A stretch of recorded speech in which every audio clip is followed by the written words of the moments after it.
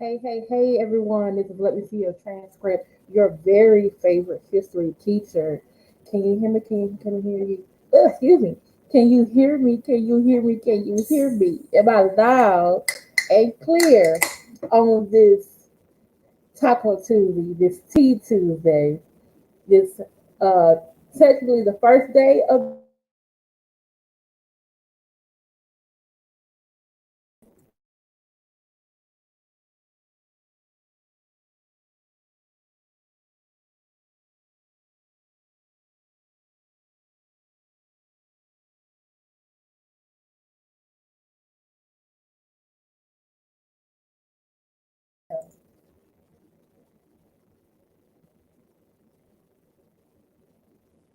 this Google Chrome is using my microphone. Hey, everybody.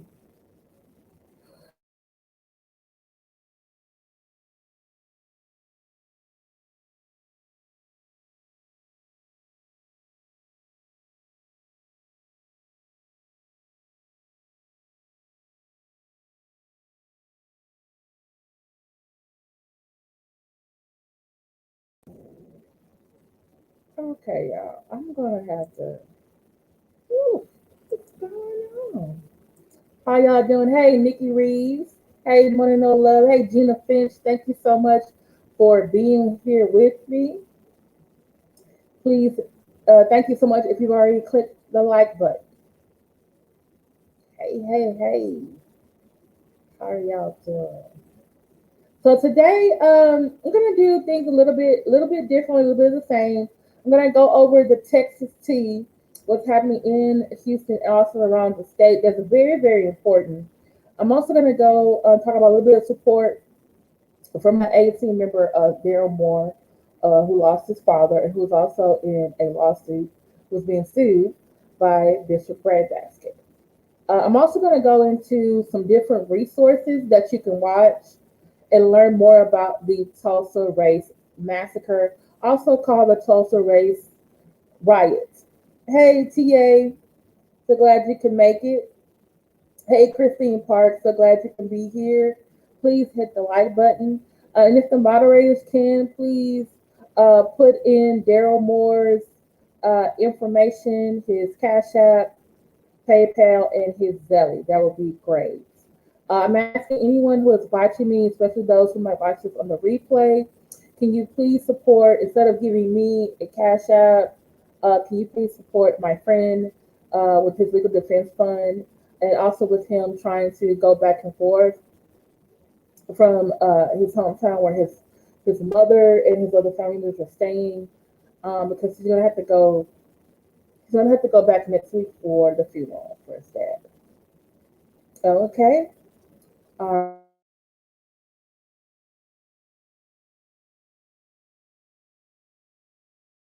yeah, I'm gonna have to take this to the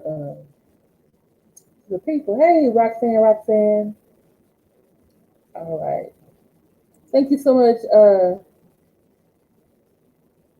Hey, Betty Yellick. So glad you can be here. Thank you. So the three different ways you can help my friend Darryl Moore, Cash App Cigar Blogger Legal Defense Fund, DD Moore Senior at PayPal, and also on Zelle.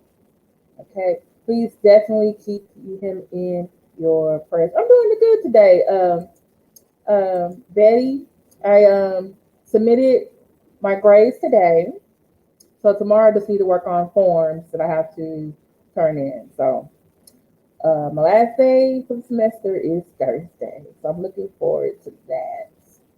Okay, so first we're gonna get started with these individuals. These are, I believe, 31 members of the Texas House of Representatives. They are 31 Democrats. On Sunday, there was a vote for, I believe, SB 7, which was been a lot of critics around the country and in Texas have said it is a voter suppression bill. And these 31 wonderful individuals did something great for democracy. It may seem nutty to other people, but it's not to me and others who support them. They walked out of Congress, the House of Representatives session, so there will not be a quorum to actually vote on this bill. So they may have to wait until another session, or if the governor calls a special session. But just like I said before, Texas and a lot of other states are passing these bills because they're upset that President Biden won. And they're passing these voter suppression bills, talking about it's for equity in voting. And it's really as a way to suppress minorities' vote, because minorities came out and all the women came out. And people stood in long lines. You know, their places got changed. Some of the counties, like mine, let you vote anywhere on election day. And normally, they don't even allow you to do that. They just changed that law here in the county. So, and just be the thing, like, be on the lookout in your own state. They're trying to pass these voter suppression laws. They did not like what happened in the last election. And remember, we need to flip like 10 or 13 seats in the Senate to give Biden a majority. So things like the Police Reform Act or the Anti-Lynching Act, a January 6th commission, that those things actually can get passed. So right now we have people, our two USA senators represent Texas, who are not voting for those things. And this is the thing. Every time they try to do a voter suppression, it gives minorities and women, LGBT.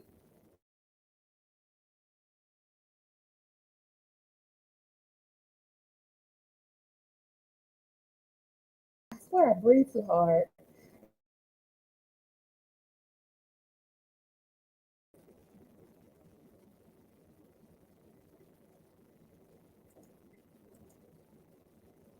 If I don't move, so let's stop doing that.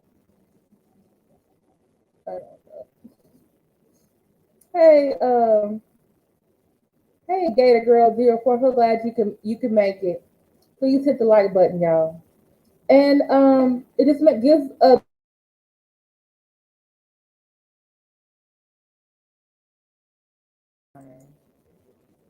Can you fix it, Jesus?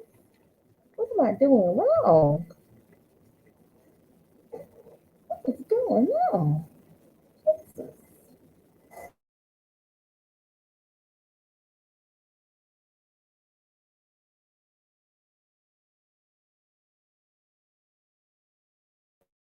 For a sanctuary, pure and holy, tried and true. Yes, I paid my internet bill. It keeps saying the camera is going off. Make sure my microphone is linked to the thing. I'm like, what?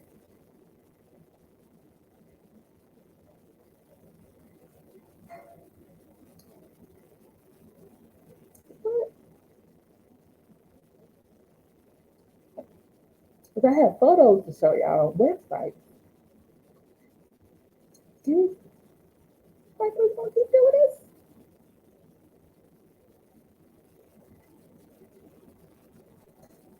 Okay.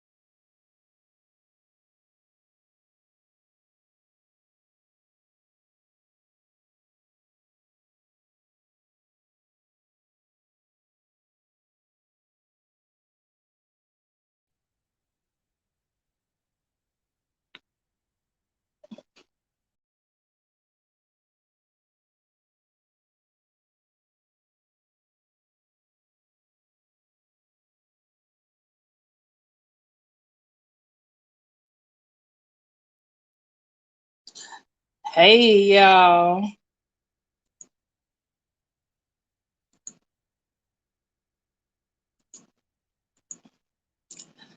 Let's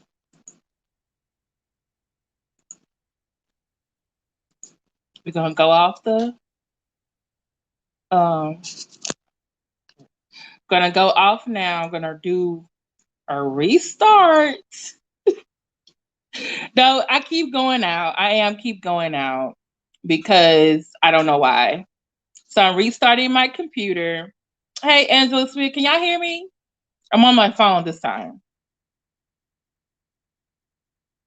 Yeah, I keep going out. Yeah.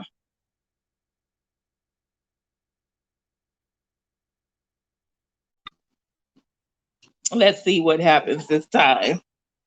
But yeah, these Dems, and I really am proud of what they did. Like they finally, and this is like actually like the second time they actually did this. Let me see. Georgia went blue. I hope so. They are scared. They are very scared. They're so scared. And yes, they made me so proud. I was like, however, there was a couple of them that didn't leave that are actually represent the Texas area, and he's getting a lot of clapback for it. And I think he's going to have a contender this next go round. His name is Dutton.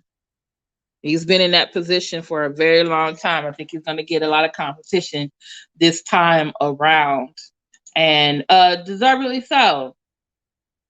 Um, so I hope they stick it out. I hope this makes people uncomfortable. I hope this makes this bill very much dead as it should be.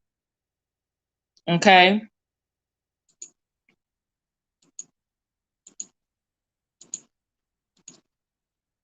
And I hope that gives I wish more people had did that in the House. I mean, sorry, in the Texas Senate. Because they passed that I think he's about to sign that critical. No, I think the House hasn't passed the critical theory. I hope that gets dead too. He is about to sign, I think, that other bill. Yeah, it is time. They arrested when she knocks on one of them.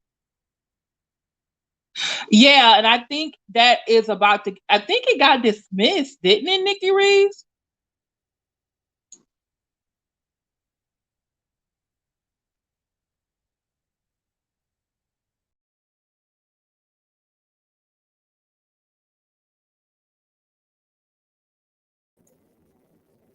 Hey y'all. Yeah. Florida's punk ass governor too. Yeah, these governors, they just times are changing.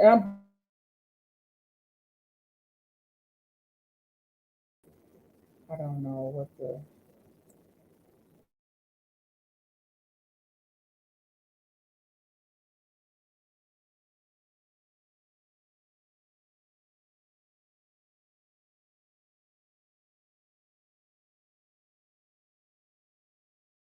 See, I don't know.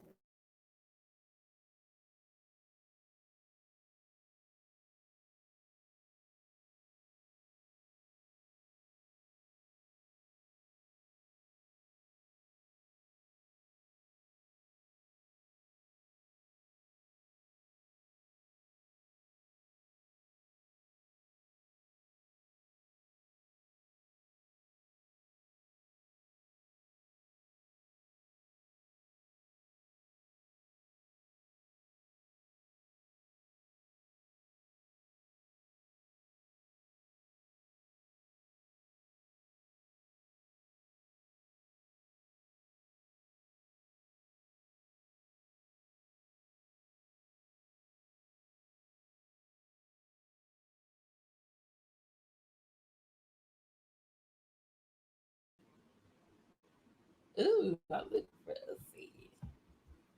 Oh Lord. I don't know if this is better or not.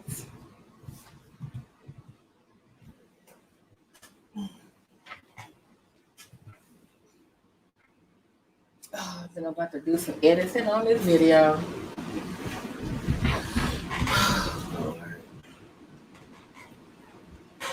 Ooh, why am I so fuzzy?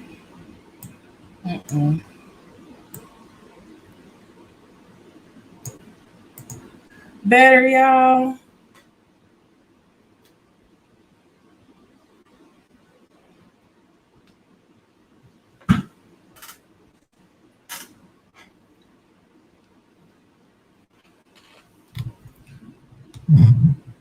Okay, better. Okay. Can y'all still hear me clear enough? Ooh, my hair still looks weird. Okay. We're going to keep going on with the good old. Maybe it's time for me to open my drink. Okay. Lord.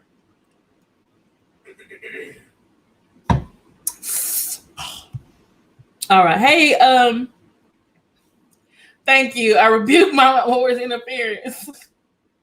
Hey, Clarissa. Hey, hey, Keisha Frazier. But yeah, I want more states to do what they did. I really do. Okay. But guess what? The goddamn governor decide he gonna pull. I'm so sick of Greg Abbott. Matthew McConaughey better run. I hope he runs as a Democrat because I need him to get him out of office. Here you go, Mr. Ironside. I'm sorry. I really do want to. I know it's not right. I know he's in a wheelchair. Okay, I have family members in a wheelchair.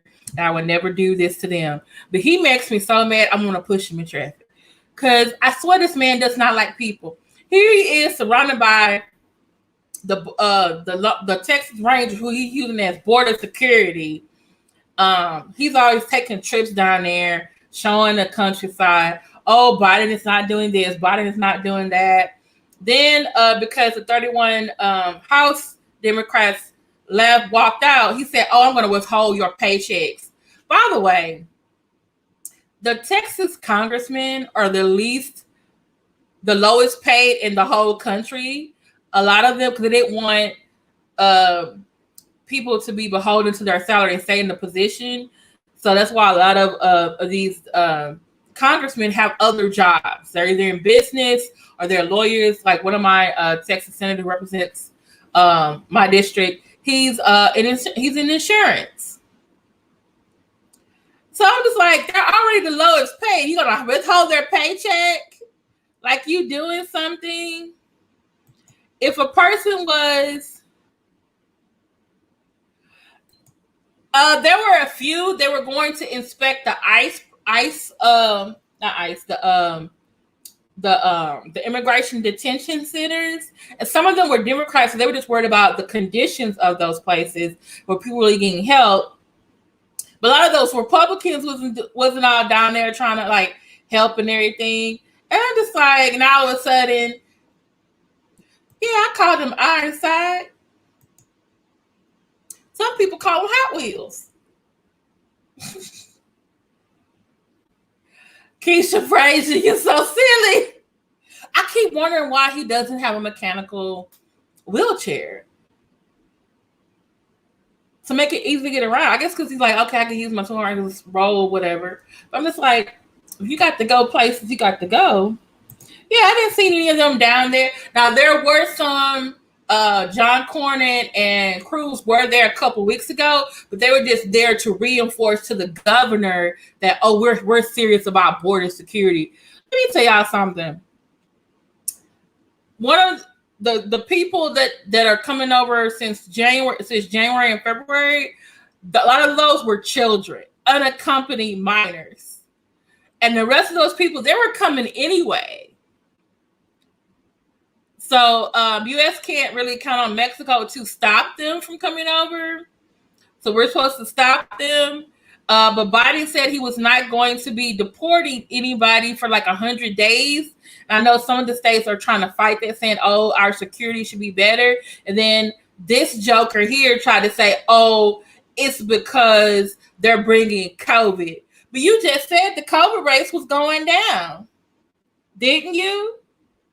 But guess what? When they come over, they get checked out by doctors, psychologists, social workers.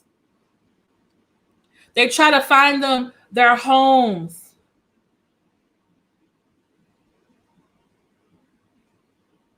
You talking about the original Dallas or the new one? I watched when the new Dallas came back, and they had the original JR, but then he had died in real life. So after that, I just stopped watching. This wasn't the same. Yeah, just ridiculous. And he's making those people out to be a scapegoat. And this is really weird. Like I said before, the GOP always wants to go on the coattails of Catholics when we're pro-life, but they never want to follow suit when it's capital punishment or when it's immigration. Because guess what? The Catholic Church has a whole division for immigration services. They actually have a detention center that they run here. You wouldn't know it because it looks like a house, it's a regular house. They get them resources. They find them a lawyer, a social worker, get them enrolled in school. But you GOP people are never on that. Or when the Catholics are out there protesting capital punishment, y'all ain't showing up, but y'all supposed to be pro-family. And then they want to have more stricter voting rights and want you to have an ID, but now you don't have to have an ID to even carry a gun. I'm just confused all the way to damn around. We got to be on it in this midterm election 2022, y'all. These midterms, it's serious. It's like 2018, but to the ninth power. We got to be serious about getting these jokers out. Okay. Now, I did say this was a little bit nutty.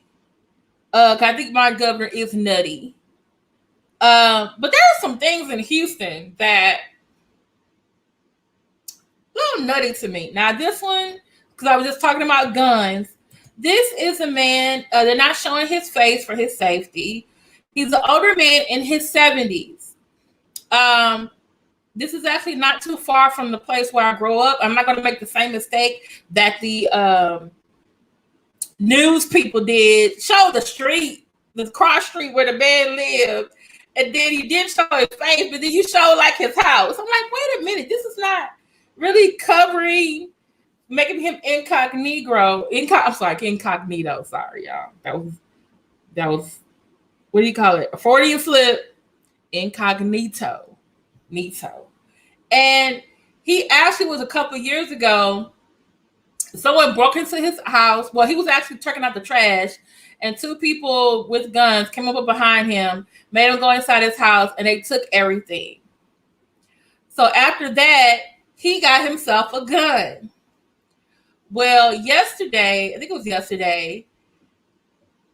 he had someone who was breaking into his house. He had his gun. I believe he said he did tell them to stop, and they kept coming in, and he shot them. Now, under Texas law, they have this thing called the castle doctrine or the castle law. You are the king of your castle. I think it has to do with is it Amendment 4 or Amendment 8? No, you must have a warrant to enter someone's house. They applied it to the Second Amendment. And so he shot the man, and the man died.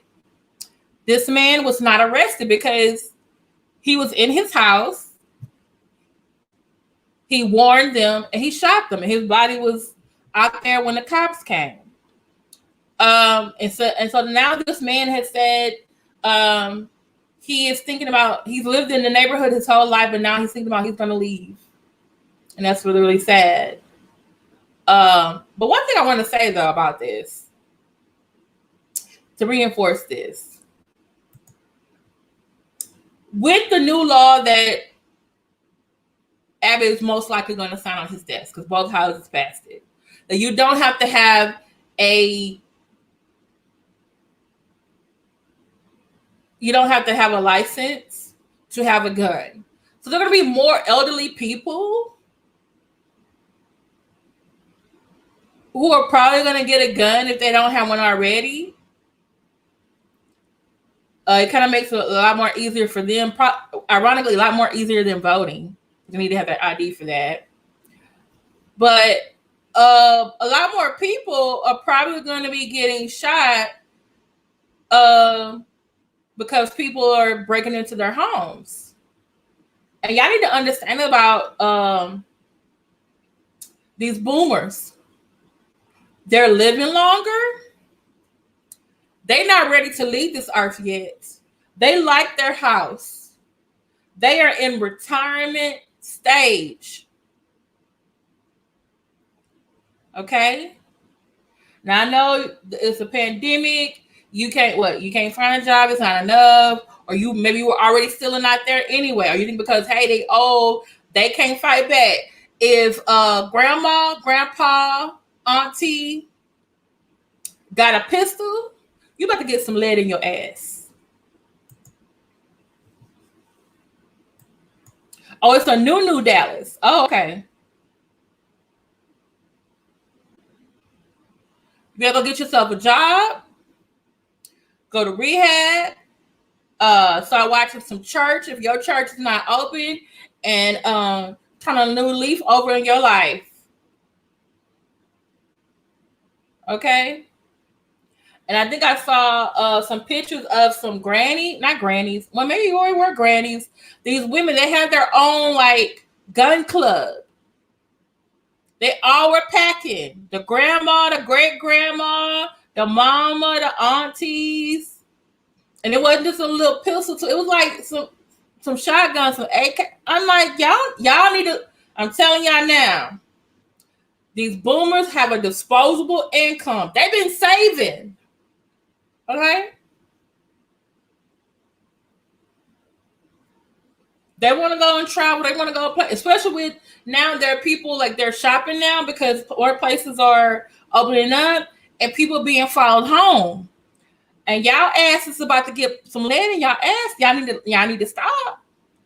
Everybody who look innocent ain't innocent. Some of y'all gonna get the business. You see what happened to the they tried to jump the lady at the gas station and she poured the gasoline on her ass.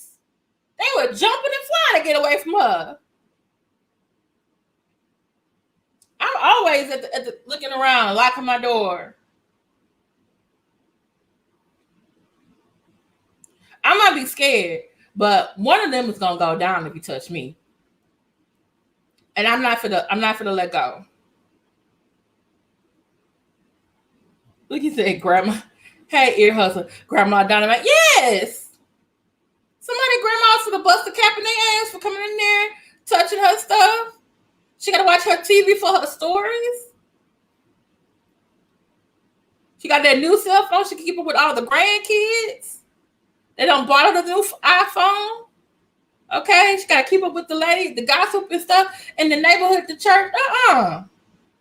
She might even do some gardening. She don't need to be out there being bothered. You don't understand. Some of these church women and some of these old men, like this one that just shot this boy, shot a young kid, breaking into his house. He got warned him. He warned him. Said, man, don't come in my house. I got a gun. He kept coming. He thought he was playing.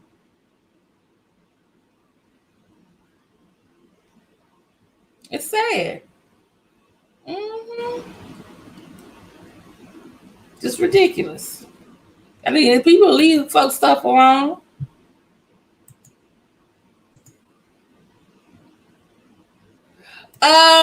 As soon as he signs it, someone can go into a gun store with no gun license and they are 21 years of age and up and they have no felonies, they can purchase a gun. And by the way,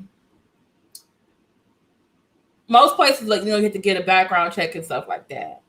So, but did you know that you can actually go to a gun convention and purchase a gun easier there than you can at a gun shop? And that's anywhere in the country. Did you know person-to-person gun sales are not regulated either? Wait, my mama used to sleep with a pistol. We had an announcement when we came into the door. See? Mm-hmm. Mm-hmm. Yep. Mm-hmm. Yep. But what I'm so scared about, though, is that this past weekend, because the governor said, hey, the business, y'all can go to full capacity now. Clubs and restaurants. This is Memorial Day weekend, the beginning of the summer. It's usually seen the beginning of the summer. There were shootings around the city at a club. Now, I will say it wasn't as many people. We had I think it was 2 or 3 people got shot in the hospital. But in Florida, oh my! Now to me, I feel like they've had Florida open the whole damn pandemic. Yes, if they don't got no felonies. And the thing is, we had a mass shooting like 2019. One was at a Walmart, another one's at a church. Hey, Black Anonymous. So I'm thinking, I'm wondering how long this new law is going to be in effect until there's another mass shooting where a whole bunch of white people get killed. From someone who was 21, didn't need a license, and maybe they forgot, maybe they did have a felony. I feel so bad because I saw the tape, and it was they said they think it was part of like some gang stuff, because it was like 2 or 3 other places had got hit too. So these people are literally at the club, somewhere outside, someone going inside, and 3 guys in masks came and shot up the place. But there were people there who had their own guns who shot back. So I think that's why they're saying it's gang activity. But I'm thinking, like, isn't Florida you can carry a gun too? Because I'm saying it might not necessarily be gun. It's like, hey, I just have a gun because I carry a gun, but it could still be there. I saw another tape that they released where you can see the guys. It looks like a guy. I'm sorry, I think one of them's a girl. The way that they're shaped. 3 people. One getting on the left side of the car, other 2 getting on the other side of the car. I guess the driver stayed in. And they had masks on, and they were going. I guess they were going in front, and they were shooting. So they're like, they think they're being targeted for a reason. So you would think from past tying up and going. That's true, but remember, the NRA is like one of the biggest lobbies. They want people to buy guns. They were saying guns don't kill people. People kill people. Well, guess what? People with guns kill people.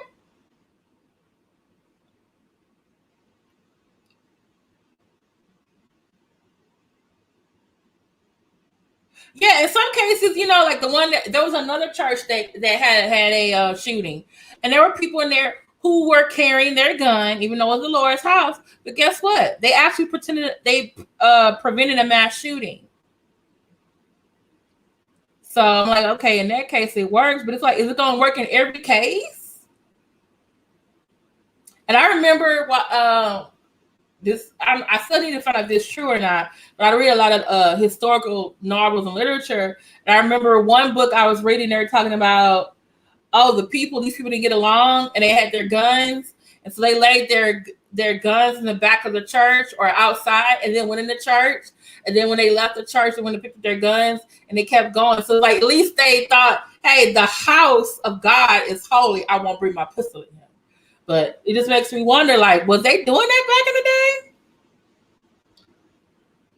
Yes, people with knives kill people too. I mean, think about it. We have to put no guns allowed on the schools and the hospitals, federal buildings. you're not, even though the state's like, oh, you can right now you can carry as a concealed weapon, but some places like colleges, universities, schools, and hospitals, you can't even carry inside.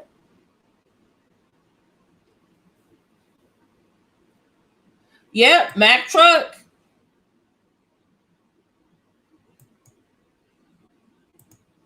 I was reading as far as with the knife. I read one girl got killed. She got stabbed 114 times. I didn't think a person could get a stab 114 times.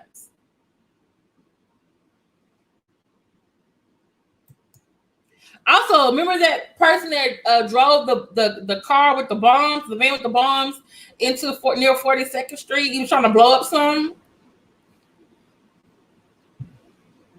I mean,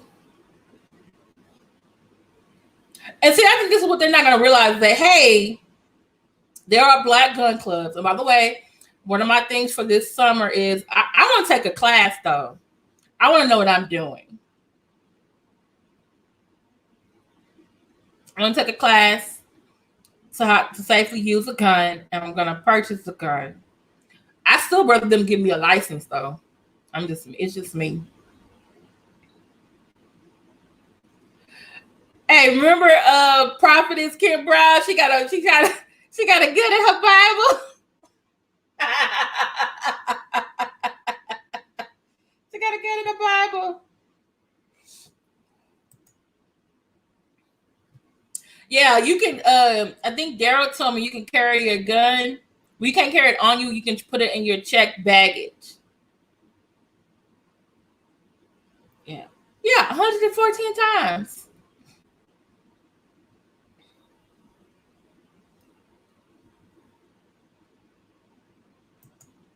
Mm-hmm. People need to understand something. Some people are not the people they were in the past, and then they're much better people now. But don't test them. Try Jesus, not them. Because sooner or later, you can't turn a cheek no more. Ain't no more cheeks to turn. You just gonna get it. Okay? Y'all need to leave people alone.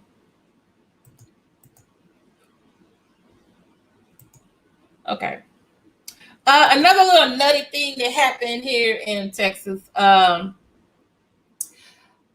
suspect, we're gonna call him the suspect, stole a bus when the driver got out to take a break. Then the suspect drove around a little bit of the north side and then ran the bus into another yellow bus. There were kids on the other bus. They were taken to the hospital. The suspect was taken to the hospital too. Eventually, he was arrested. Now, the reason why I think this is, I'm glad the kids and everything were good. They checked out. Luckily, the person didn't go into the school where the bus was that he drove into. But what was so nutty about it, y'all? The first bus, right, that the suspect took, guess what the bus was used for? The bus was used to transport people who worked for the Harris County Sheriff's Office.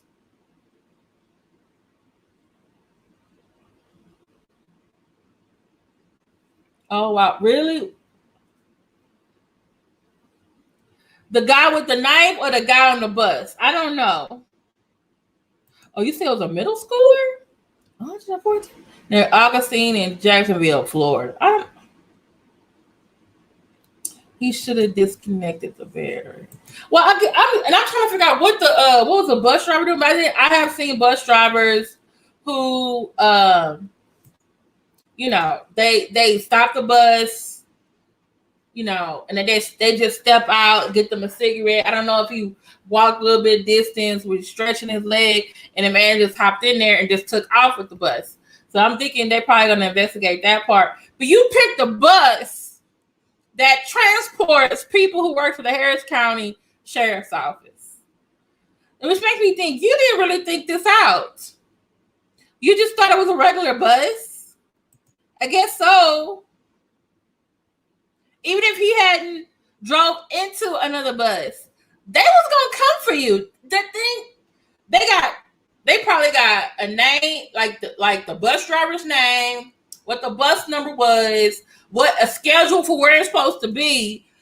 All they got to do is call the dispatch. Hey, bus number 414 is missing. Where is the bus? And your bus for to get swarmed with all these deputies. Like, you just didn't. Were you trying to go back to jail? Are you trying to go back to jail? That's what I'm trying to figure out. Are you trying to go back to jail? Like, did you get out of jail and you were like, man, I don't want to be out here on the outside. I ain't going to do no good. Or I was better on the inside. And then you went and you found like, oh, I see that bus over there. There's a Harris County department. I'm going to grab it. And then they're going to put me back in there. But did you have to run into the children's bus? What in the hell? It's nutty. I hope I'm not related to them. I don't know. I just y'all stay in school. Get a trade. Get some. Go grab a bus. Oh, see? New buses have call jacks and low jacks. Call buttons and low jacks. See? Where were you going in the bus? And if you thought like, oh, I'm gonna take this for I'm gonna steal a bus, and you think you're gonna get some money for it, who is gonna give you money for a whole damn bus that they looking for? This ain't like a Honda or Toyota Camry. Come on. What is going on? Hey, Miss NW50. Just weird. Now, I thought this was damn hilarious right here. Within the Houston city limits, there are actual like 2 suburbs, or well, actually 3 suburbs within the Houston city limits. One of them is called West University. It is one of the most expensive suburbs or cities in the country. They literally have $1 million homes. Okay. And this is a not Darth Vader. This is a Star Wars house. It is worth, I believe they said, what did they say? Let me see.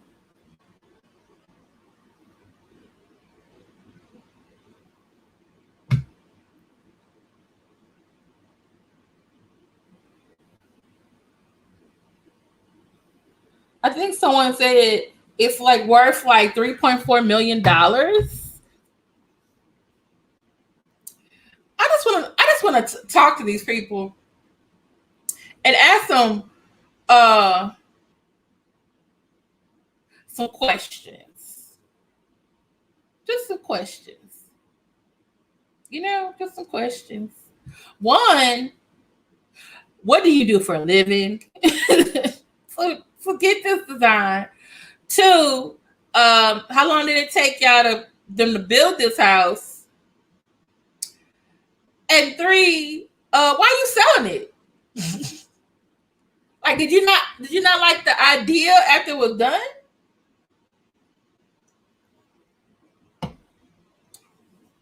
Because right now, I think the only way you're really gonna get this sold is if I post this picture. Yes, girl. Inside of Houston, there's a suburb called West University. This is 3 point. I want to say, I hope I don't have the numbers changed around.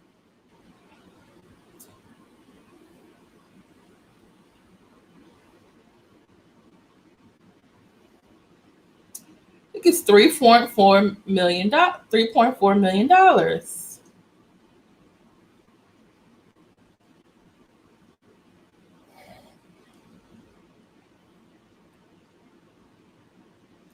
And I'm just, yeah. It's worth, hold on, she said it's worth the bounty on Han Solo. I think it's only going to get sold if I put this in one of the little Star Wars groups that I'm in. Like, hey, y'all, this house is on the market. Just letting y'all know. Because I don't know how they're going to sell this house. But it's been making the rounds of YouTube. So maybe someone will buy it. I mean, look, maybe someone should let Umar Johnson know this could be in FDMG South Campus.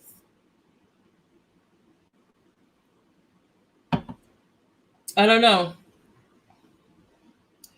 I don't know. I need to find that video that talked about the house because I'm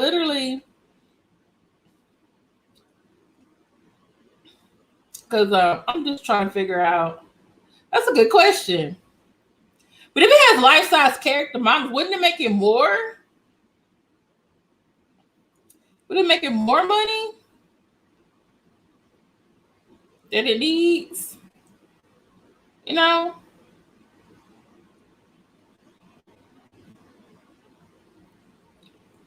If I find it, I'm going to put it in the 18 Facebook group, okay?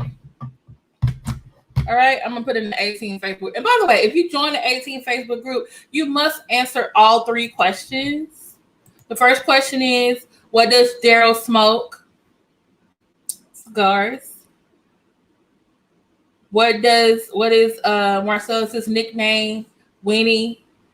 Was the hint Pooh Bear? What is my dog's name? Boy. And so some of y'all not even getting the hints. I'm just like, it's right there. You must answer all 3 questions. Please. Yeah, I don't think his collection would come with the house because it would probably be worth more than 3.5. You're like, I'll pass on this one. Yeah. So, but I wanted to talk about this. Like I said, things nutty in Houston.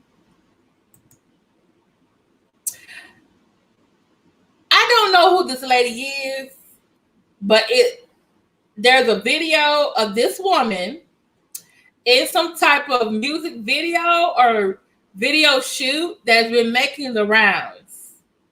And now that there is an investigation by the Houston Fire Department because they're trying to figure out how was she able to do a photo shoot or a music video at this fire station. This is an official Houston fire engine at an official firehouse.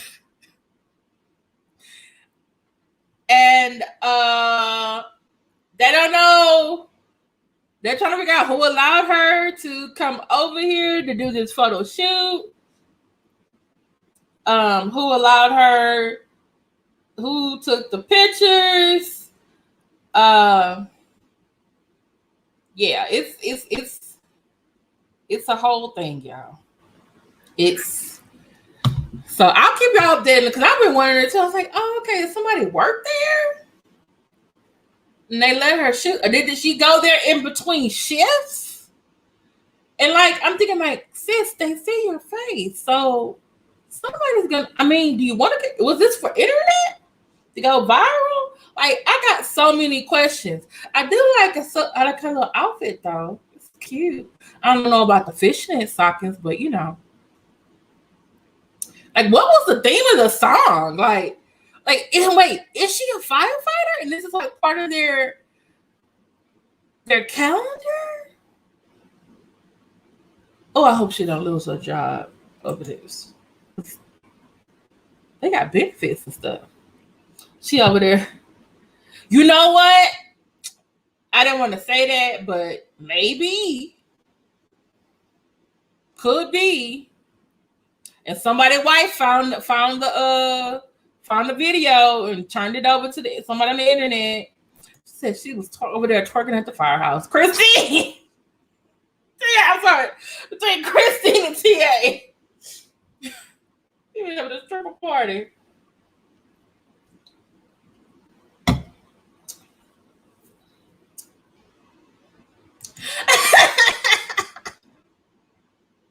She was twerking on fires.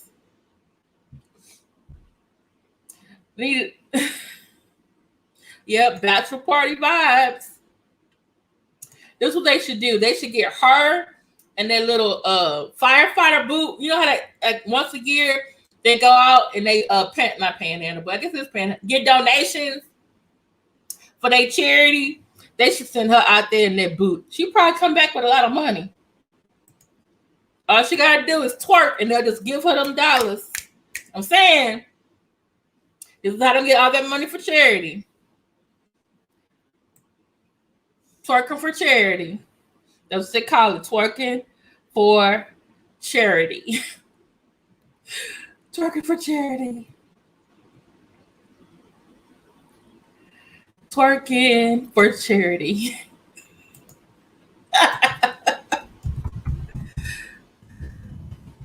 Lord, I just had a horrible spot. What if someone comes out with a song called Twerking for Jesus and I'm not tired yet? Lord, forgive me for thinking that.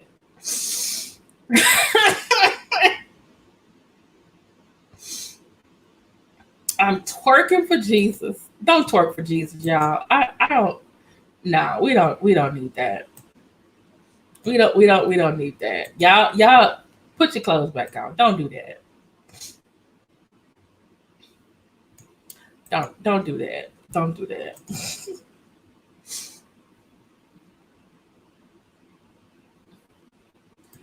Yeah. So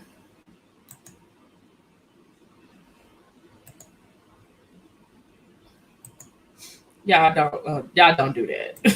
Don't twerk for Jesus. She was giving me Ronnie vibes from the Players Club.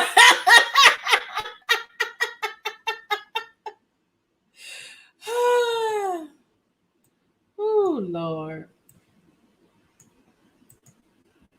Players Club with all the players play. Okay. So live from the Sugar Shack.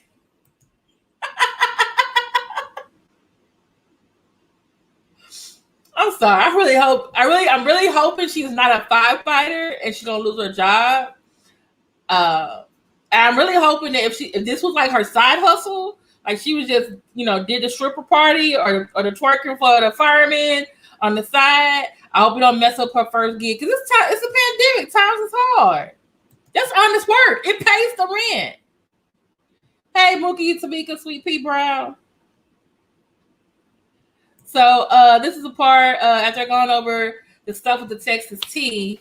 I wanted to talk about my friend Darryl Moore.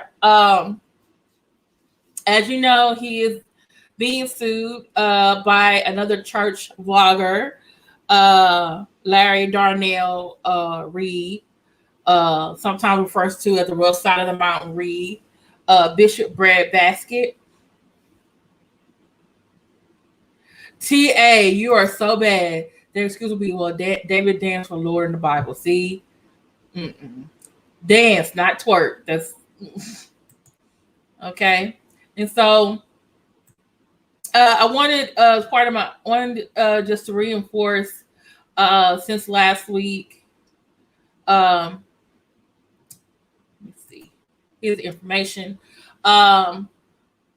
You can does anyone have the one that has all three ways you can support him?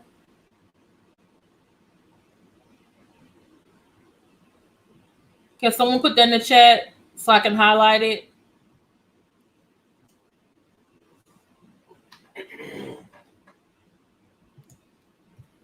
It might be a delay.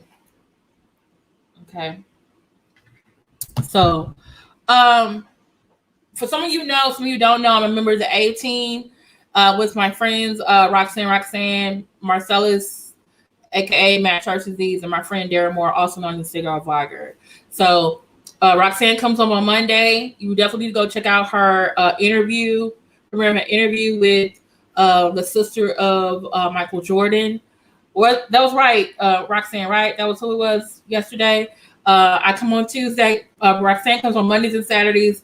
I do Tuesdays and Saturdays. Darryl does Wednesday. Marcellus used to do Thursdays. Right now, he's on a hiatus per his own legal representative concerning another case that's totally unrelated to the one that Darryl is working on. And then on Friday, we rotate whose channel it is. We do Friday Night Live with the A team, and we talk about all the trending topics from pop culture, religion, politics. We got a Nutville that we do every week. I decided to do a Texas edition Nutville today because it was just some nutty stuff that's been happening here lately. And so, but I wanted to give thank you, Martin Love. I wanted to give a time to in this live devoted to helping my friend because I feel like for the most part he deals with crooks and criminals in a lot of cases and stuff like that. He just happened to be dealing with one that's in the church. Okay. I deal with, I guess you say scammers and fraudsters too. Most of them are in the Black conscious community. Sometimes I also put things from people in the Black church realm. My friend Matt Disease, he does mostly things that are trending in the Black church world or sometimes in the larger church world. And my friend Roxanne deals with victims or survivors speaking their truth and getting a really good example of how they were able to overcome despite some things that have happened in their lives. And sometimes our topics overlap and sometimes they don't. But nonetheless, I'm supporting my friend. This is me supporting my friend and me asking you all who are watching me to support my friend as well. Those of you who heard of Umar Johnson, Larry Darnell Reed is just a Black church version of him. He just does a lot better at getting people's money. He pimps out hope and also church gossip and also astrology. Oh, you do this, you're going to get money. Where Umar Johnson basically pimps trauma and sees himself in his school as a solution when it's not. To me, they're two sides of the same coin. Okay, so if you can help me help my friend who basically was exercising his First Amendment rights, telling his audience about this alleged child molester and alleged, to me, I feel like scam or fraud, because he is over there in his Patreon telling people that he can help them make the right choices with regarding to investing in the stock market. He is not a stockbroker. He should an investment broker. He should not be giving that information. He's telling people about numerology 8, 8, and 8. I didn't think numerology and astrology went with Christianity. At least the former ministers who told me that, he always talking about the business of other people in the Black church realm, but now that it's on him, it's like, oh, you can't talk about me. He sent me and my friends cease and desist for making videos about him. He is a public figure, just like Umar Johnson, and you can make videos reporting about them, commenting about them, and criticizing and also parodying them. Okay, so he has gotten a lawyer. He was able to pay the retainer, but now he's going to need to pay for the filing fee to file his, I guess you call it an answer to the complaint by Larry Reed. There are going to be some subpoenas of witnesses, okay, that he's going to need help with. In addition, he has recently lost his father this past Saturday, who had been in poor health for some months. And so now he's going to have to take care of his mother and the little dog, Amy. We're going to come and live with him or stay with him. Sorry if I'm talking too much. Y'all can in the show. Okay. So any support you can give to him, his father's funeral is next week. Please definitely keep him in prayers because these things, all the things that's going on are happening around the same time. I know me and the A team, we're very much supportive of him. Also, the moderators and things like that. But if you are a prayer warrior, and there are prayer warriors in your family, please pray for my friend. And if you have in your heart to give $8.88 or $4.50, or I really challenge you for $20, you can Cash App him, PayPal him, or Zelle. Okay. If you live outside of the country, Cash App will not work. Cash App is for the United States only. Okay.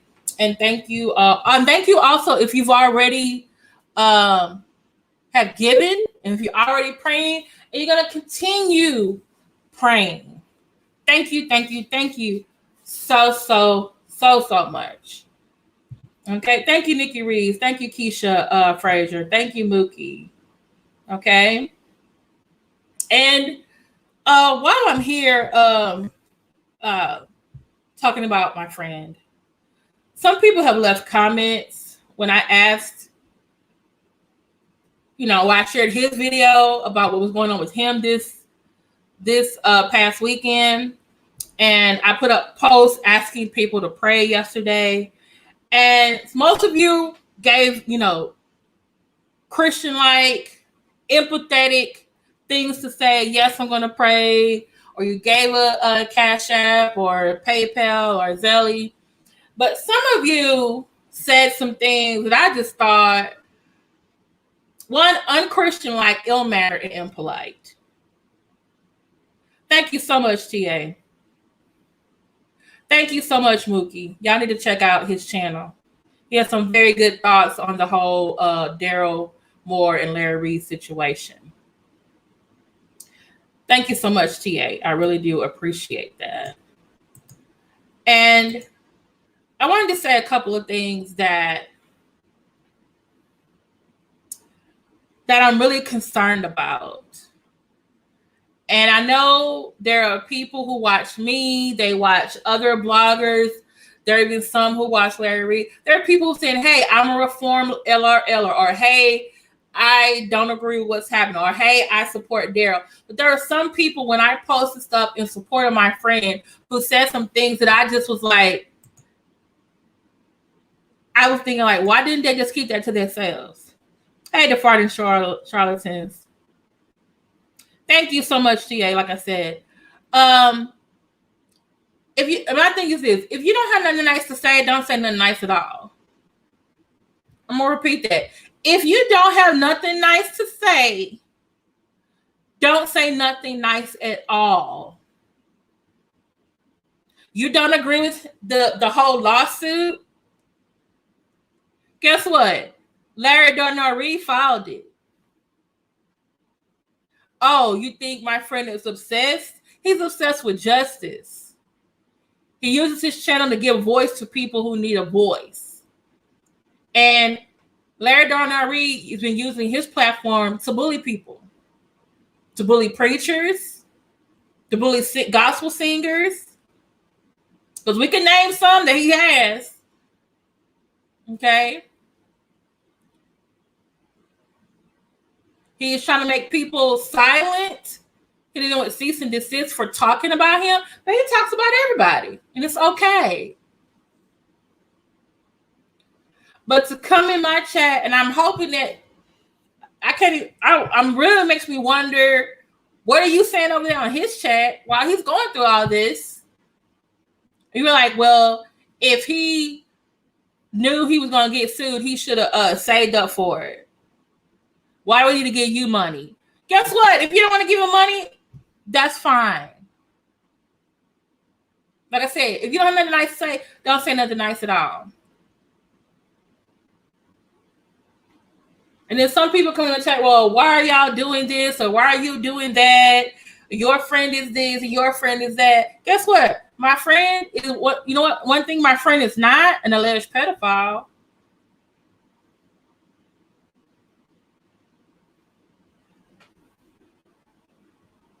He got a real driver's license.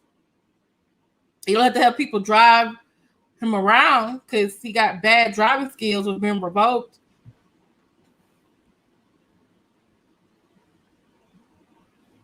Just saying. He's not out here living a lie, saying one thing, doing another.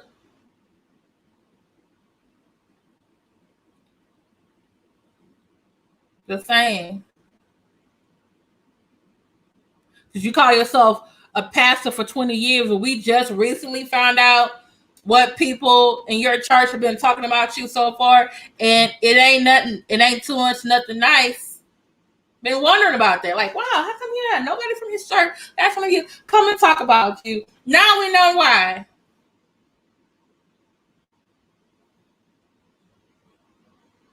You taking all these trips. You normally come on Monday night. Now you coming on Wednesday when Darryl goes live Wednesday. Then your bad PR person does too. And now on the weekend, people were texting me that other vloggers who almost got his channel shut down by Larry Reid is over there making videos almost like in support of him. While the man is dealing with the death of his father. And I'm trying to think, like, wait a minute, who does that? And asking, how come you're not answering? Why come you're not doing this? Because his father just died, you motherfucker. He busy grieving. Oh, Jesus. I'm sorry about this. Like, they done, you don't got nothing to say, don't say nothing at all. And then to think someone else got, this, by the way, please pray for Bishop Earl Carter.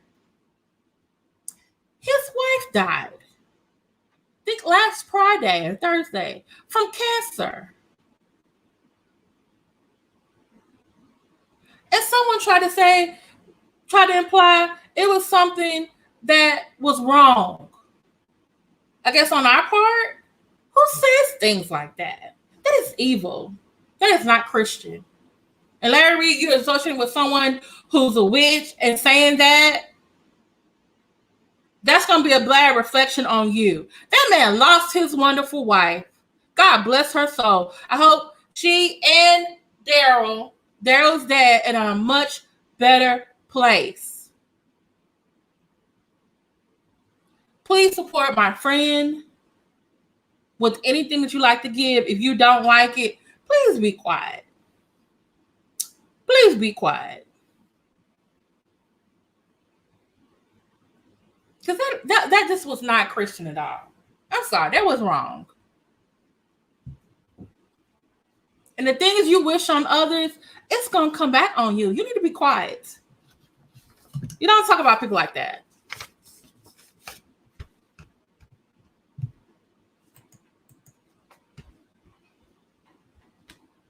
You need to be quiet. Now, for the next 20, my dog boy wants my attention. Next 23 minutes, I'm going to talk to you a little bit about the Tulsa Massacre. A lot of people have been, this year is the 100-year commemoration of that event. Now, some people say, sorry, boy, stop. Some people say it's a riot.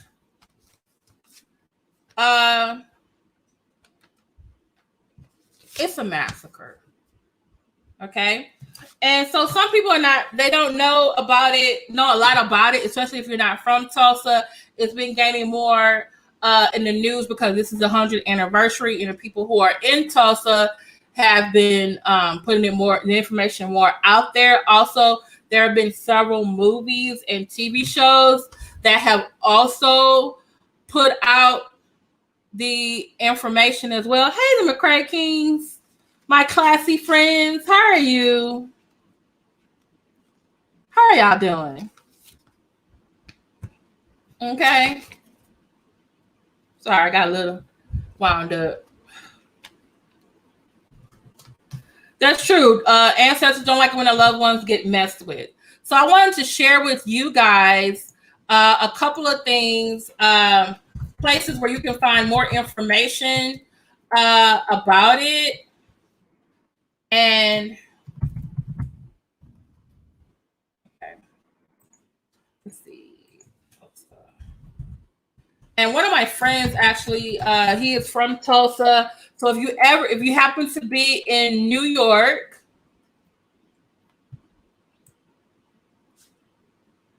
and go to the and you're in Soho.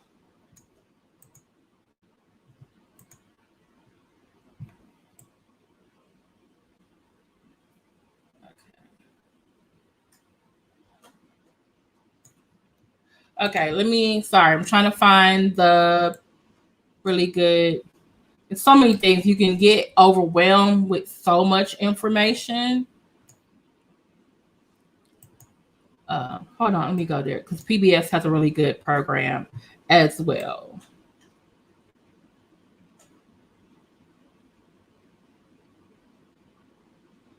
Okay, let me find it. Where is the PBS one? Okay. One of the places that has a really good program, let me go with share. Yeah. Okay, share audio. This is actually from, yes. Okay.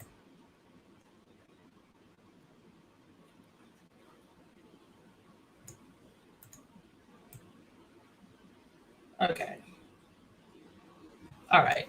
So let me take this down. Okay, you said 60 Minutes did a great segment. Can you go find that website and put it in the chat, TA? Hey, Lewis Franklin. Hey, Don Panero. Hey, Life is Lay. Okay. All right. So let me take this off so y'all can see it. Let me see if I can make it better.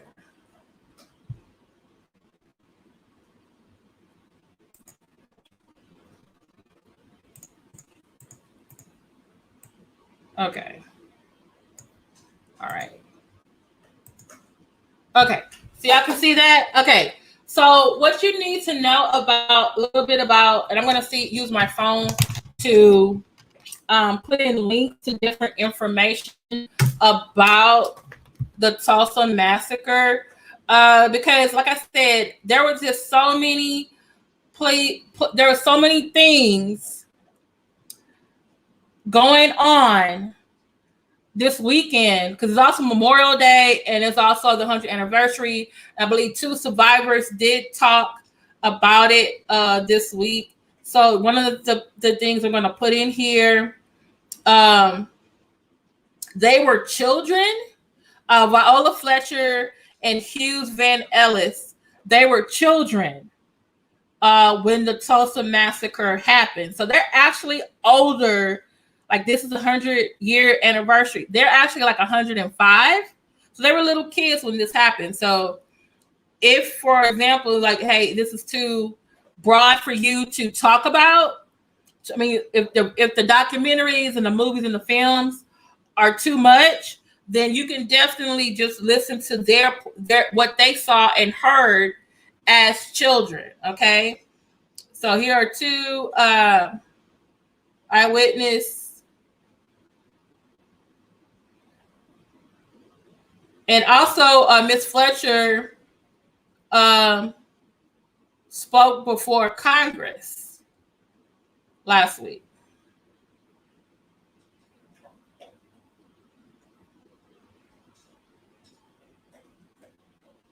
Okay. All right. Okay. So I'm putting the eyewitness account. Okay. Thank you so much, TA. This is 60 Minutes.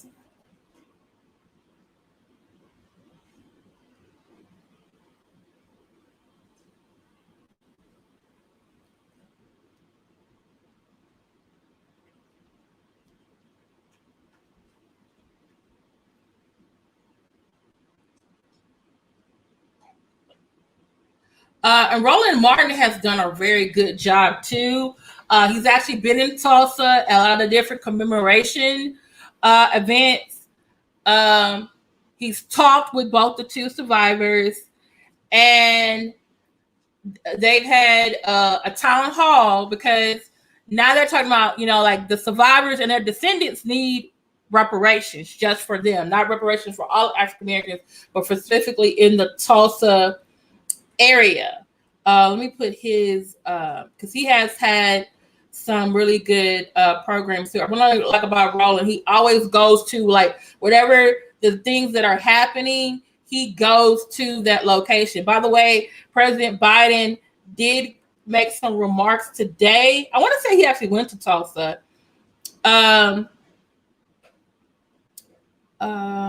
He has a lot. It's so many that he has. And one thing about Roland, like he will re-air or premiere the same program again. So if you miss it like at 6, he'll re-air it at 10, and then he'll re-air it at 2, and then he'll re-air it at 5, and he'll, let me see. I'm trying to find where they have the he has one. Okay. All right. So he was Roland Martin.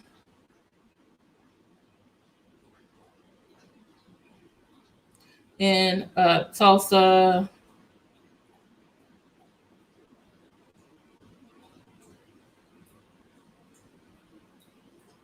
And my cousin said that PBS had a special on the 30th. So I gotta find that one for y'all too.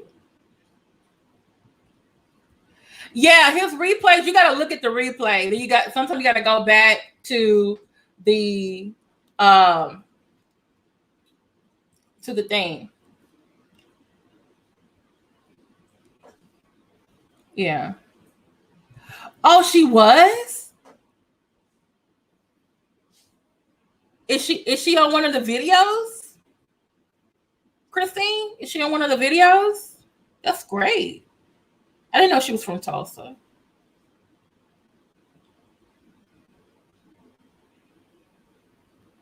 I didn't know that. Let me see if I can find a PBS one.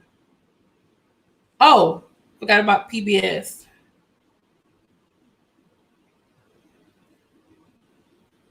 Not CNN. Okay, here's one. Oh wow, this is 6 days ago. Remembering Tulsa. I'm gonna put this in here. Okay. And I'm gonna put them in the whatchamacallit too. But some people like documentaries.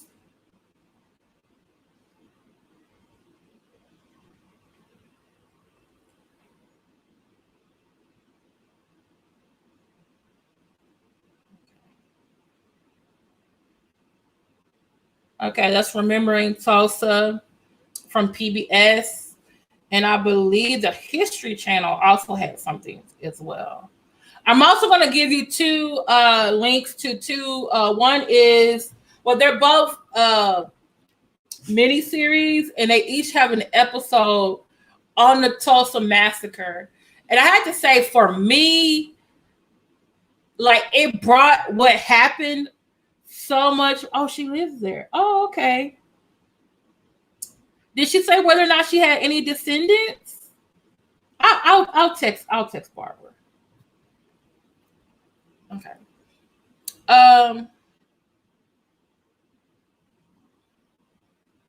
Now I do want to say this, which I'm trying to see if I have time, because there are other places that had a similar experience as Tulsa. Like someone just sent me the other day. It was called the Okeechobee Massacre.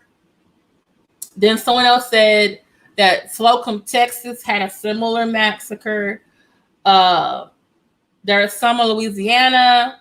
We know about Rosewood from the movie, the one in Florida. There are other places have their own version of Black Wall Street. And because of white supremacy, racism, also around the time the rise of the KKK as well, white people just went in and just tore up black towns or black sections of town. Okay. So let me see if I can find History Channel. Tulsa.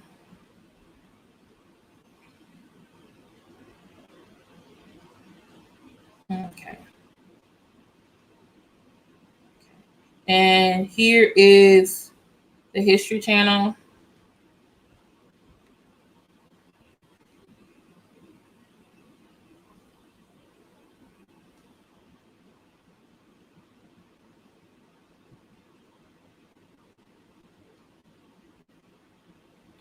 And the one from PBS and the one from the History Channel, they're all around 1 hour that I put in here.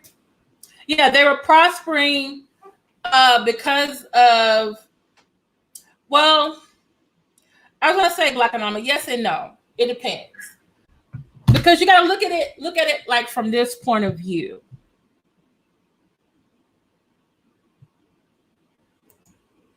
You gotta look at it from this point of view. Most places as far as the South have black codes which reinforce, basically establish segregation. Blacks are over here, whites are over here. But it also set up a system where, okay, blacks, yeah, you can't, if you go to a white business, you don't get served inside. You get served around the back, or a white person has to go in, get your meal, and bring it out. There's separate water fountains. There's separate restrooms. There's separate sitting areas. There's separate hospitals. Okay? You're not allowed to vote. You're not allowed to do certain jobs. So that meant African Americans have to then either have the skill or get the skill to meet their community's needs. When their community seems to be prospering without white people's intervention, then white people have a problem. Now, certain places that the black people left because of the Great Migration, especially because of World War I, its first Great Migration, they left the South and went north because that's where the jobs was. That didn't stop discrimination. That didn't stop white supremacy. It's just in a different form. There are no places that say you can't eat here, but they definitely may make it known that you are not welcome there. Places like Tulsa, Oklahoma, even though it's Oklahoma and it's not the South, it leans south.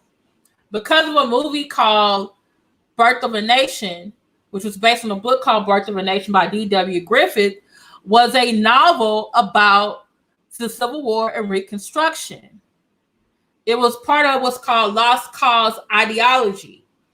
He grew up in a society where your grandparents told you about the good old days when black folks were slaves.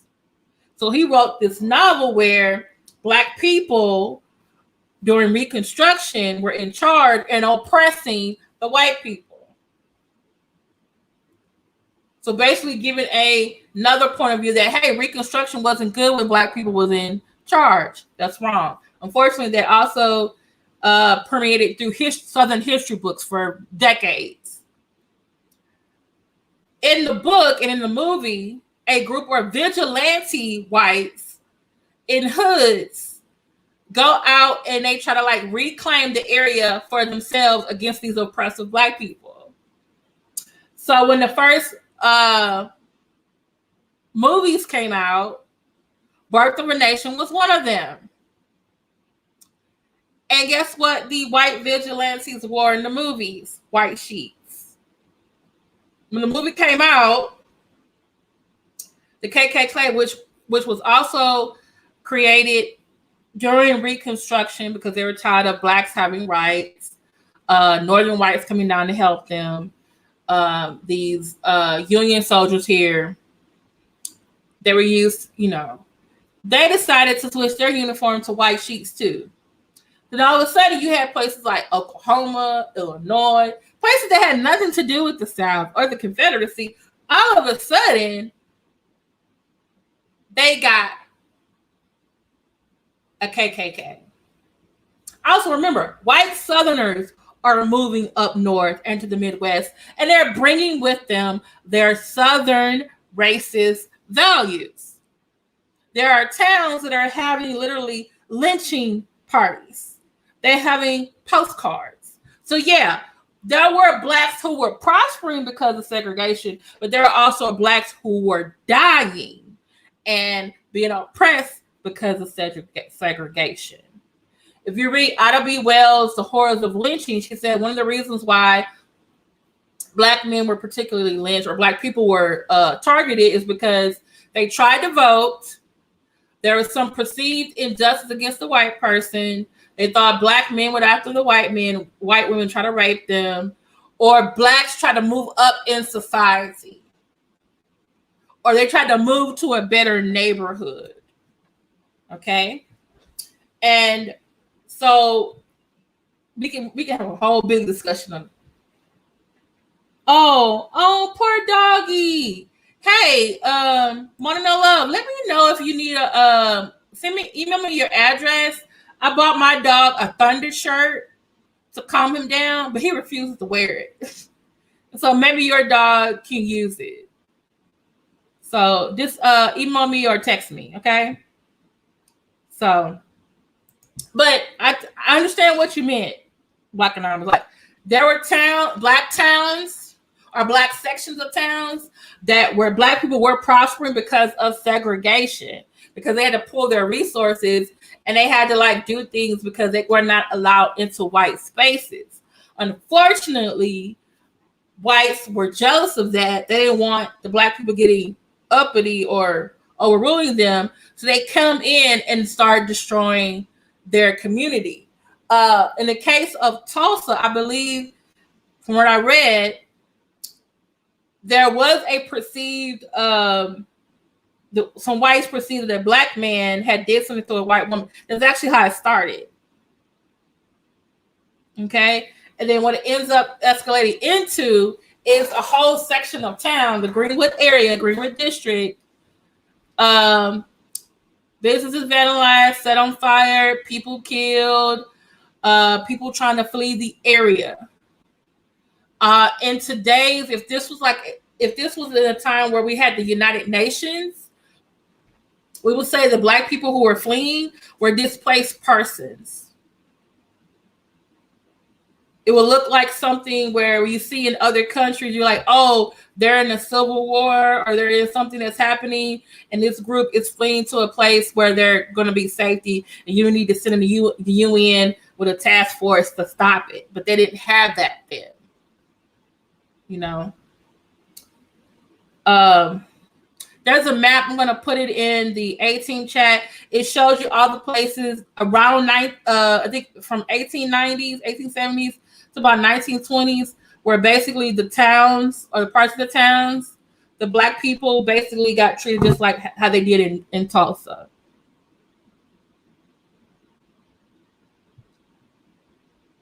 That's true too.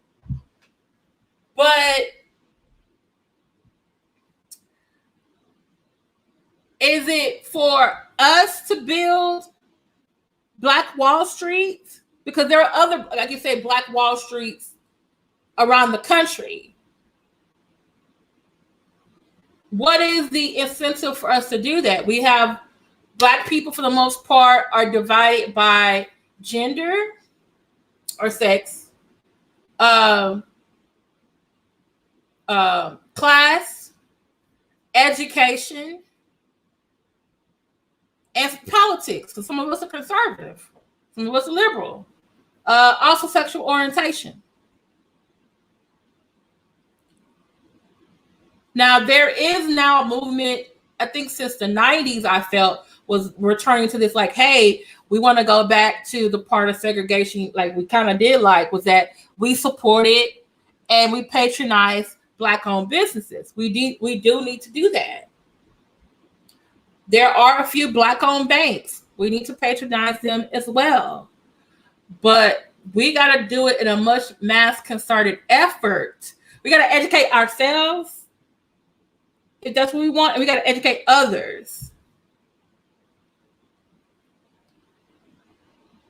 Oh, thank you so much, She Nurses TV. Y'all need to check out She Nurses TV. I love her editing skills of her videos.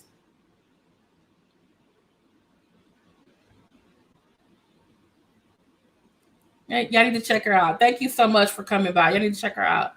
But yeah, so when I know, like here in Houston, like I try to, as much as possible, to patronize a Black-owned business. Now, I do notice that a lot of the Black-owned businesses that are still, I guess, get the most traction, food places, barber shops, and beauty shops.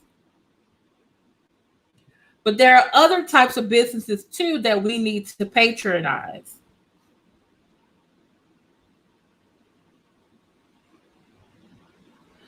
Okay.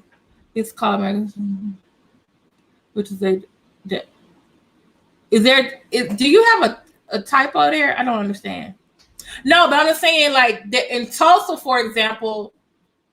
Yeah, I know about ADOS, but we need to know about, which is a really good discussion on Max V's channel. Like, well, how do we want our reparations to look like? Do we want just money? Do we want it in a free education? Do we want to like not pay no taxes for a number of years? Do we want to like weekly or monthly checks?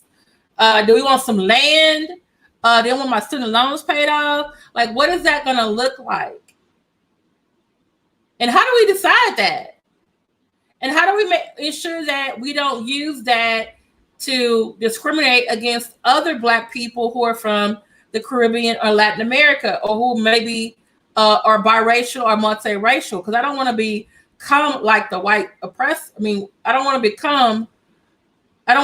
use the tools of white supremacy against any other people of color, any other Black people and other people of color.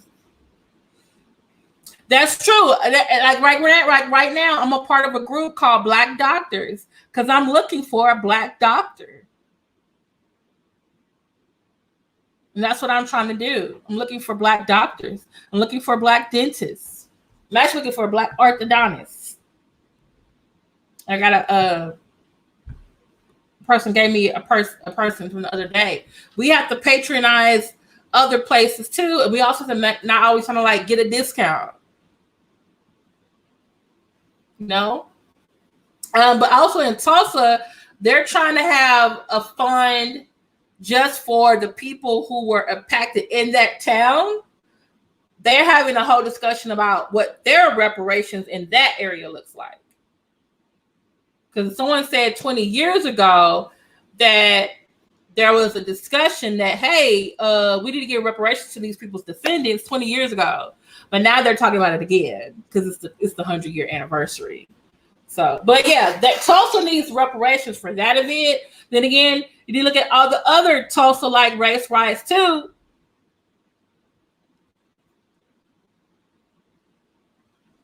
Oh, okay. TA, email me and I'll send you the link to the website. Because like basically people go to this group and they just say, hey, I'm looking for a doctor here. Can y'all help me? And then like people put in like their references. So that's what I've been using. And I think there's also hold on. I might be able to put something here. Find it.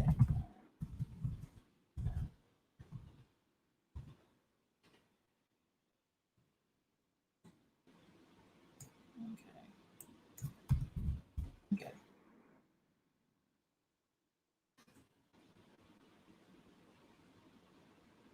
Oh, I found something for you, TA. Hold on. Here you go. Yeah, that's true. If anybody else is looking for a Black doctor, here you go. There you go. I want to just, who the Indians got it? Huh? What do you mean, Christine? Who the Indians got it?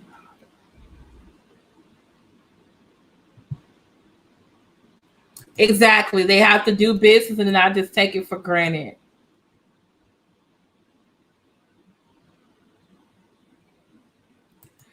That sounds good. We just need to come up with the system. Or not. Wait, 35 blocks? How you burn down the lowest house? I'm sorry. That a good thing I ain't God, because I'm like, you burn down my house to worship, you going to jail. You going to hell. I'm sorry. Just go there.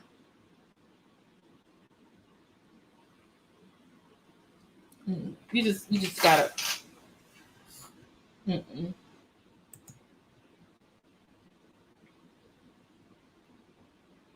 Yeah, I had a Black dentist too, but I gotta find a new one because the one that I used to go to, they don't have separate examination rooms. And then when I went there, I was like, it was like for COVID, it was like back in November, and I had to ask them because I've been in a while, and they're like, no, we have different like I guess partitions. But I was like, okay, so somebody over here got COVID, and it's gonna do osmosis diffusion all the way over here to my mouth being open while the dentist examining me. I gotta find a new person. Oh, that's cool. Now I will say this: I was able to do this. I was able to find all women doctors. My gynecologist is a black woman. My PCP is a black woman. Um, um, I'm getting I got a reference for a black woman for an orthodontist, and then what else do I have for a black woman? It's my doctor. Oh, the only thing I don't have a black doctor for is my eyes. It's an Asian man. He's very nice. But right now I've been trying to find doctors and my for my mental health, my psychologist and my psychiatrist. I got one is a black woman, one is an Asian woman. Yeah. That's what I'm trying to get. I'm like, you know what? For my mental health, I'm gonna need to get some all women to know what's going on with me. Oh, for the reparation. Now, for this is the thing about Native Americans. It also depends on the tribe. What has helped them? They have used the court system. Because remember, the United States wrote treaties with their ancestors. Unfortunately, the United States has reneged on a lot of those treaties. So they have got a lawyer, took the United States to court, and guess what? The Supreme Court, in most instances, sides with the tribe. And so the United States got to pay up. And so that has helped a lot of the tribes. However, not all tribes are alike, because some tribes, like I know when I lived in New York, when you went to Connecticut, they had a Native American casino there. In Louisiana, they got a Native American casino. In other places, they had Native Americans were like, oh, this is how we're going to get our money and our land back? Oh, y'all going to come over here and play these casinos. And the money goes to the tribe, and everybody who's a member of the tribe gets, their portion. But not all tribes are like that. There are some poor tribes. And then there are some tribes that are not even recognized by the United States because they don't fit the criteria. And I think that's very sad. So, yeah. And by the way, I'm going to talk about this too, because someone put it in another thread. I think someone put it in the 18 group, but I wanted to give a specific, and maybe I just need to do another.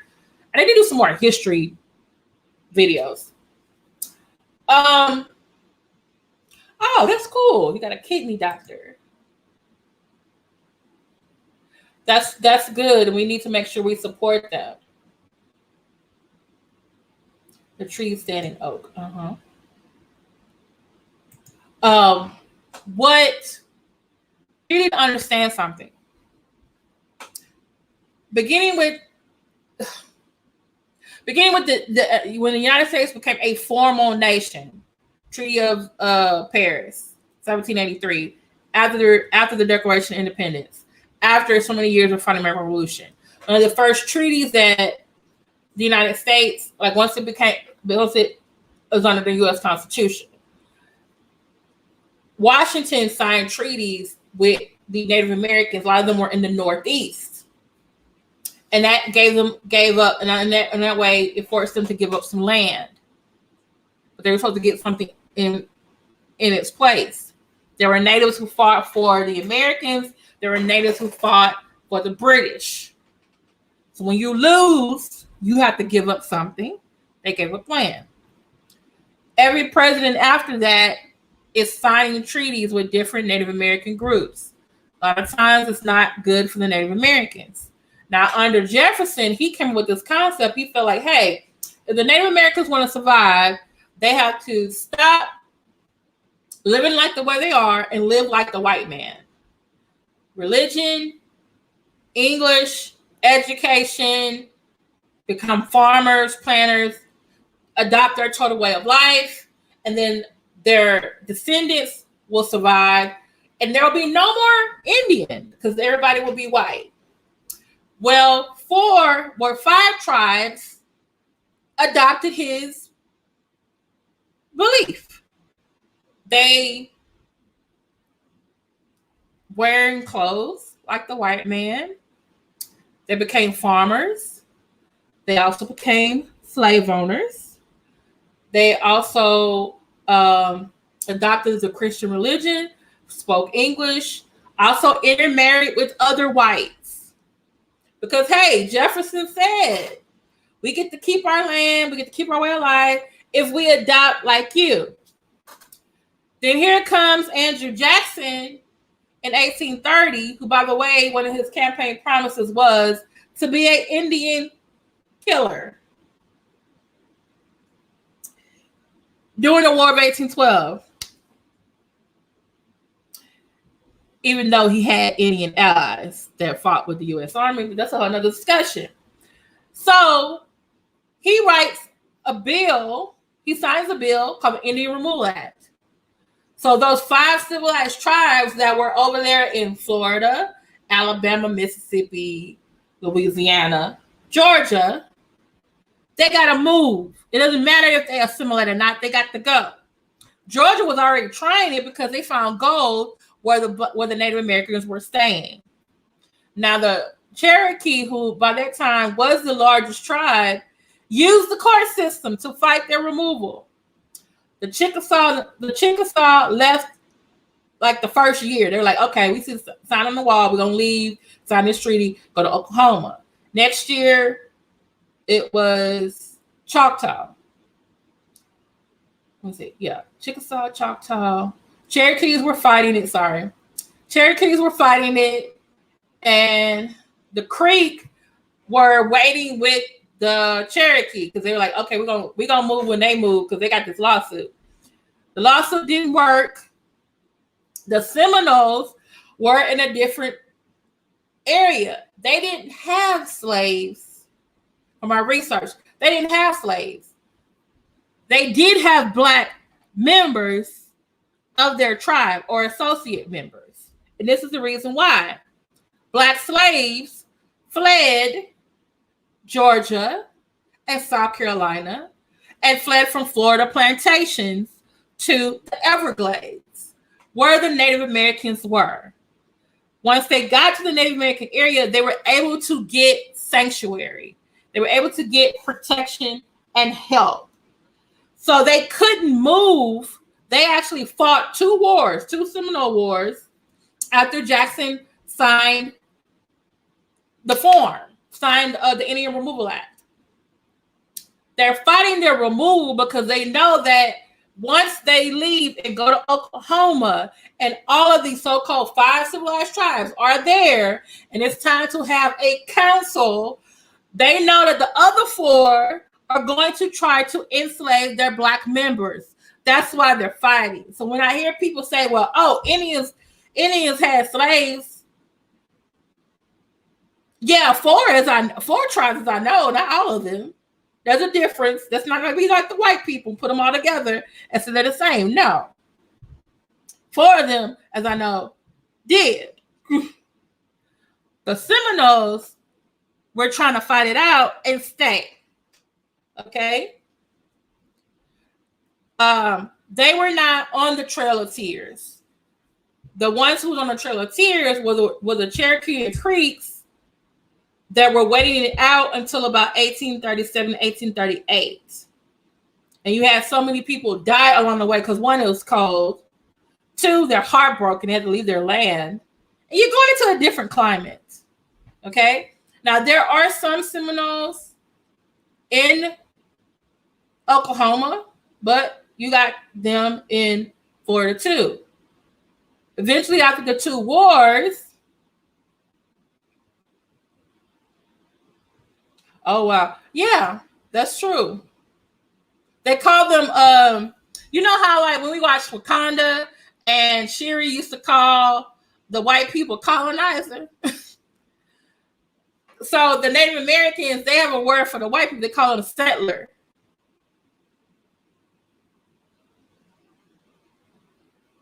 So when they talk about it, they call them settler. Hey, Monica's Views and News. Hey, Barbara J. I was just talking about you. You're going to live a long time. I was going to ask you about, because Christine said you went to like the ceremony and everything in Tulsa for the 100-year anniversary.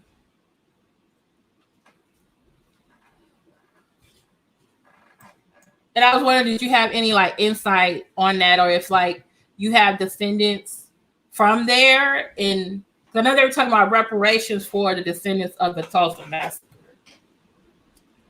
What was I at? Okay, so after the two wars and Seminoles fall, they got removed to Oklahoma. They got to Oklahoma, and guess what happened? The other four tribes were like, "Oh, you got black members. We need them as slaves." And so when they got to Oklahoma, they had to make sure that the Seminoles and the black Seminoles, they like kind of like insulated themselves. They knew if like they leave their part of the area, that the other ones would want to enslave them. So everything was okay for a while. But then the Seminoles and the black Seminoles started plotting their, I guess you say, escape. At the time, Mexico was offering free land in northern Texas, in northern Mexico, below the Rio Grande. If you moved there, you would get so much land, and then you would have to like be like the militia for the hostile Apaches in the area, because the Apaches were like, "This is our land."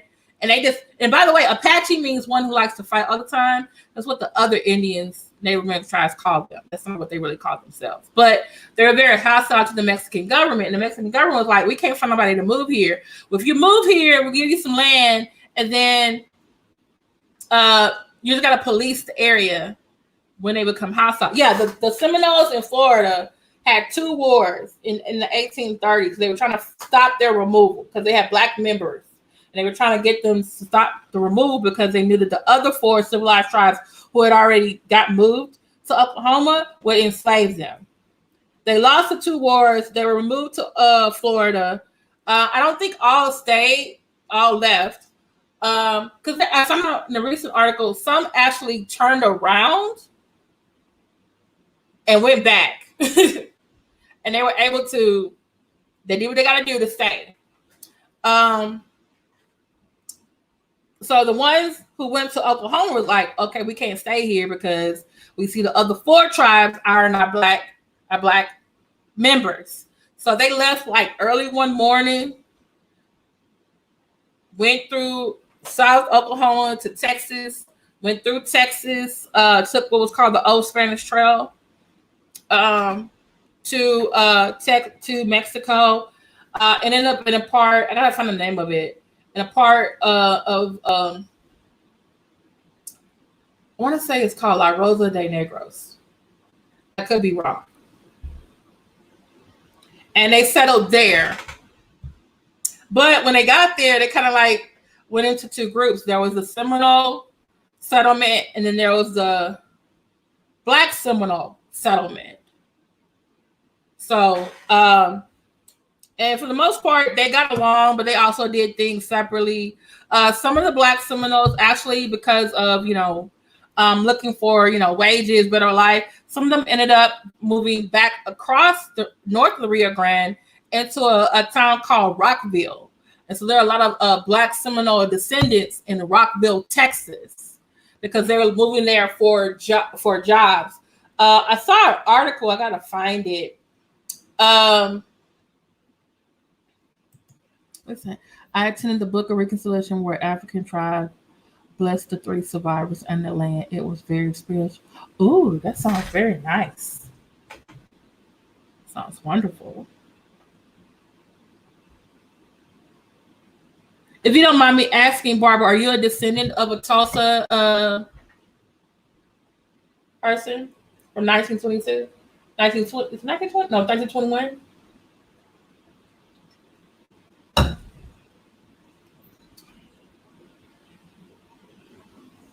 I'm so sorry, Ray of Sunshine. I pray, I hope you feel better. Oh, okay, I'm a Michigan transplant. No, but that is nice. Did you take pictures? I'm sorry, I'm all of your business. I love history. You show me some pictures, a diagram, a movie. I'm all in it.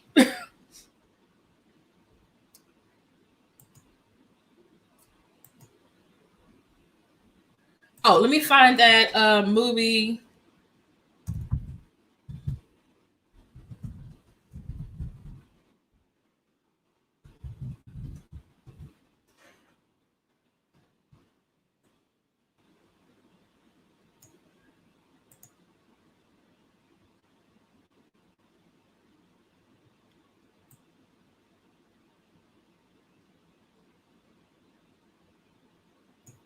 Okay.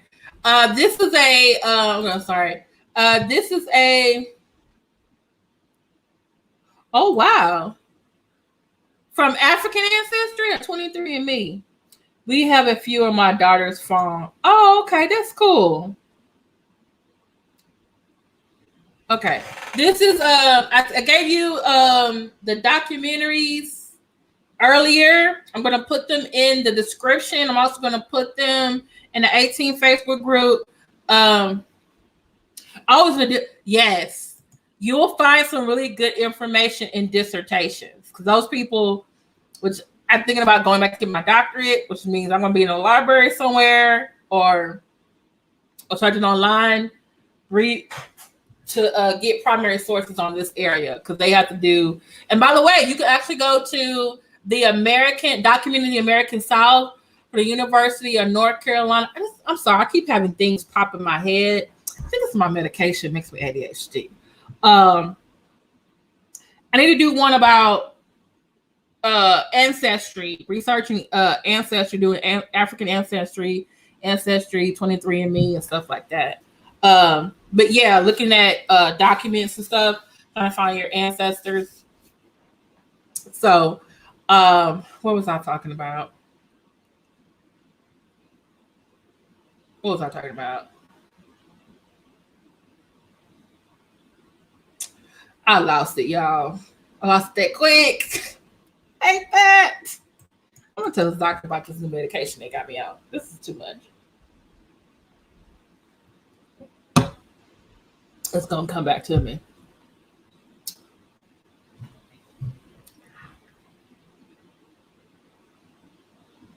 I was talking about pictures. I was asking Barbara J about pictures.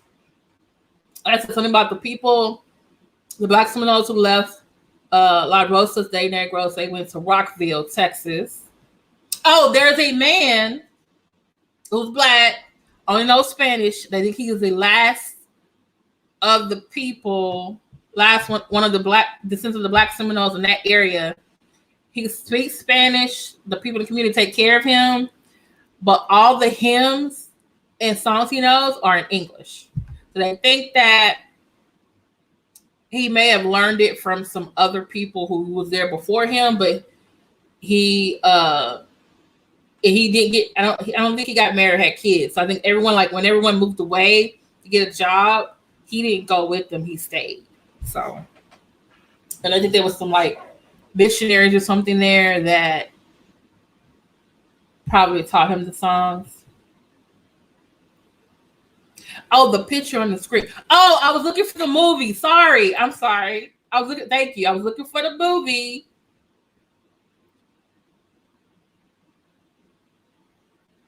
Okay. So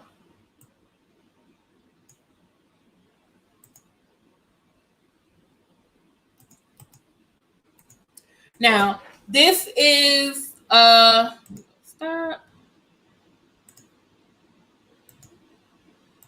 I might have to make someone my timekeeper because I go over. I get excited about history stuff. Okay, so this is a summary about the movie. If you have HBO or HBO Max or HBO Go, please watch this story. Lovecraft. Now, I will say this: it's based on a book called Lovecraft Country by a Black author. They made it into a series on HBO. Me and other members of the 18, we watched. Excuse me, we watched it. We loved it. We had many a discussion on Lovecraft Country. If you go to Lovecraft Country, season 1, episode.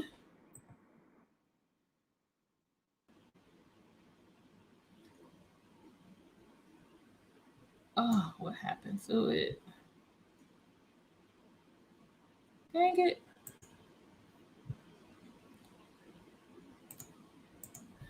Episode 9. It is about the Tulsa Race Massacre. Okay. It's a great series. Just letting you know, it's set in 1955. It does go back into the past. There's a lot of sci-fi. I'm just letting you know, for some of you who are really, really saved, I might need to do a separate video just on that Lovecraft Country. Okay. Oh, the author's not black? What? You know what? I think it's the name. It's really? I apologize, Ebony L. The author's not black for real? Why did I think the author was black? Thank you for correcting me. I don't know why I thought that. Hey, Marjorie. And so it has sci-fi. It has stuff that looks like outer space. There's a time continuum. There's people jumping at the timelines. There are things that you might think, oh, this is the devil. Okay. Bypass all that to get to the story. Okay. Don't get into that. Yeah, yes, racist white man wrote book. What? No. You're thinking about H.P. Lovecraft. H.P. Lovecraft was a racist white man, but the movie Lovecraft Country was not written by a racist white man. It was written by a black man, and they made his story into a movie. It's really good. But if you just want to know what, because other things that I gave you were documentaries about it, people talking about it. But you well, I don't understand what really happened. Like this episode 9, it takes you there. It takes you there. Now, what other series also takes you there? Again, this is The Watchmen.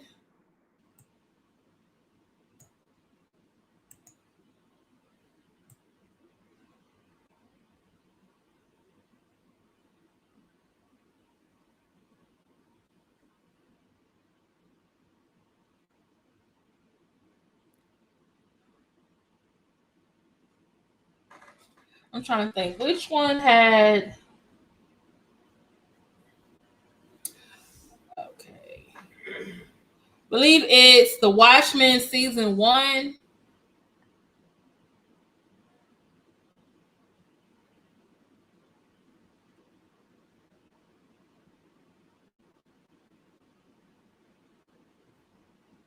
I think it's called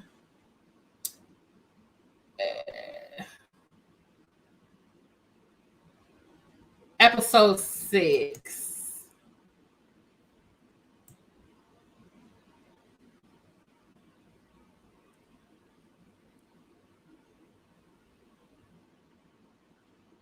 Okay. Where is it? Okay.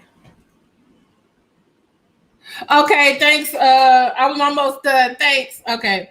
So I'm wrapping it up, y'all. Okay, so The Watchmen is also on. It stars Regina King, so it's really good. It deals with people living in a society where there's a part of the police force that has a secret identity. It deals with a lot of superheroes in the past and in the future. And so season 1, I believe episode 6, it shows how Regina King's grandfather, who's played by the wonderful Louis Gossett Jr., she goes through this little nostalgia thing to relive his memories. And he and his wife, which is her grandmother, were children survivors of the Tulsa Massacre. Okay?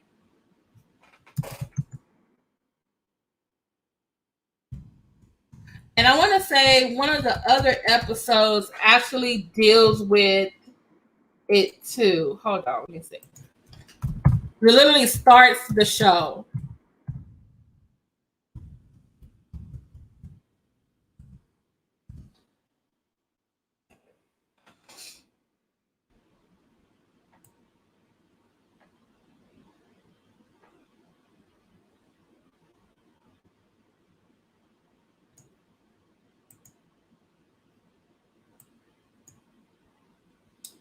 Okay. Oh, praise it, y'all.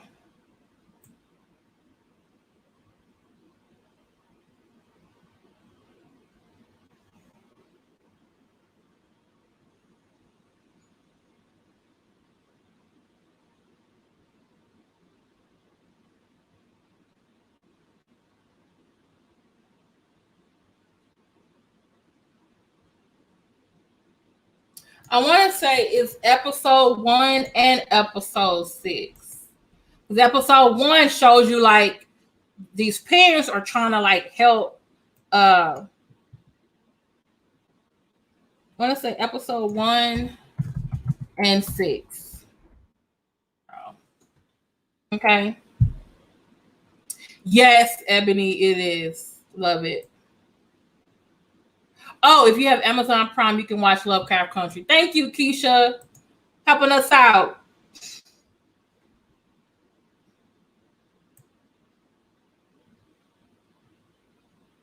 Okay, so if you watch episode 10 of Lovecraft Country, has the Tulsa Massacre, and episode 1 and episode 6 has a Tulsa Massacre. I think episode 1 was when it started out. They were like, someone was like playing the music, and I was just like, what are they playing the music for?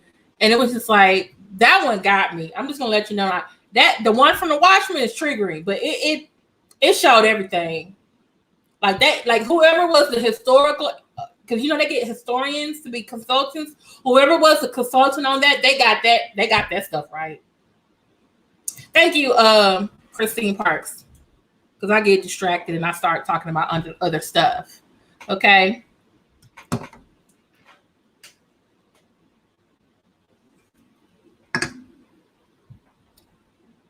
Okay. So we've been on here over 2 hours. Thank you so much for those of you who stayed with me the whole time and kept me trying to get me back on track. With all the what do you call it? The digressing from off the topic and everything. Thank you so much. Okay. So, all right. You all, thank you so much, Christine Parks, #1 supporter. Thank you, TA, Marjorie, Ebony L, Keisha Frazier, Barbara J, Monix Views and Views. Who else? I know Black Anonymous was here. Michelle Walker. McCray King, thanks for stopping by. Want to know love. I had to help her check on her dog. Life is Laid, Don Panero. Let's see. Ray of Sunshine, Nikki Reeves. Miss NW50. And thank you for please helping support my friend Darryl Moore, the cigar blogger. Please pray for him. Bishop Earl Carter. Pray for the doggies in this weather because they start doing some weird stuff. Thank you, Mookie and Tamika, for being here. Thank you so much. Have a great night. I believe Wednesday night is Darryl. I believe he's coming on. Watchmen is thanks. Watchmen and Lovecraft Country on Amazon Prime too. So just Watchmen episode 1 and episode 6 is about Tulsa. Lovecraft Country episode 10 is about Tulsa. So if you just want to like I'm seeing the documentaries, I'm reading the articles, but I still don't get what went on. I'm telling you, those 3 episodes will make it come alive for you. Like, you be looking at it like, really? Give them people all their money. Yeah. So, all right. Y'all have a good night. Love y'all all. Let me know in the comments. Cause I mentioned a couple of ideas for like history videos. Cause what I'm gonna do this June, this is my goal, is to do stuff that makes me happy, but also stuff that you're interested in. And so I'm trying to like gonna do like a self-care June. So put in the comments, like, do you want a movie review of The Watchmen or any other Black film? Because we Black people. So do you want, I think I want to do some makeup stuff. We'll see. Give you some more dog video. I have a dog video with my dog boy. Do you want to see me go to the gun class? When I decide to do it and get enough courage. Do you want to go walking with me? And we talk about stuff, okay? Things like that. What do we want to do like a game night? Cause we seen these games people play, and I'm like, I think it's possible. I don't know. I want to try some new stuff. You know? Thank you so much. Sex tourism for women. Like to get women, or women can go get to some places. Just saying. Okay, just saying.